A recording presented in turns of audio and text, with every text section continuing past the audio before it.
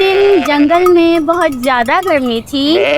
سب جانور پانی کی تلاش میں تھے۔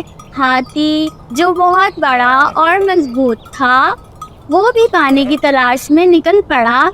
راستے میں اس کی ملاقات ایک چونٹی سے ہوئی جو کہ خود بھی پانی کی تلاش میں نکلی ہوئی تھی۔ اس نے چونٹی سے سوال کیا، چونٹی بہن، کیا تمہیں پتہ ہے کہ پانی کہاں ملے گا؟ ہاتھی نے پوچھا۔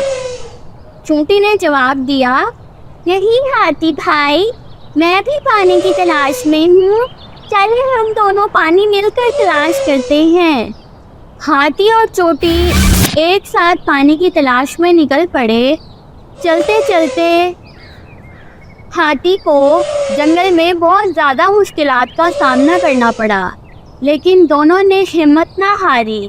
دونوں نے مل کر ان مشکل حالات کا مقابلہ کیا۔ چلتے چلتے پھر انہیں کچھ دیر کے بعد ایک ندی دکھائی دی، جس ندی میں پانی بہت کم تھا۔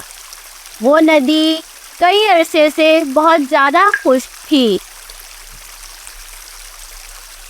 چلتے چلتے جب ان کو ایک بڑی ندی دکھائی دی تو ہاتھی بہت خوش ہوا اور چونٹی سے کہا، دیکھو چونٹی بہن، وہ رہی ندی، چلو پانی پیتے ہیں۔ لیکن جب وہ ندی کے قریب گئے تو ندی خالی تھی۔ ندی میں کئی عرصے سے پانی نہیں آیا تھا۔ تھوڑا اور وقت گزرنے کے بعد، بہت زیادہ مشکلات کا سامنا کرنے کے بعد، چونٹی اور ہاتھی ایک ساتھ مل کر اپنی منزل تک پہنچ ہی گئے۔ پیارے بچوں، ہمیں اس کہانی سے یہ سبق ملا کہ دوستی اور مدد کرنا بہت اہم کام ہے۔ چاہے آپ کتنے بڑے ہوں یا کتنے چھوٹے کیوں نہ ہوں، ایک دوسرے کی مدد ضرور کرنی چاہیے۔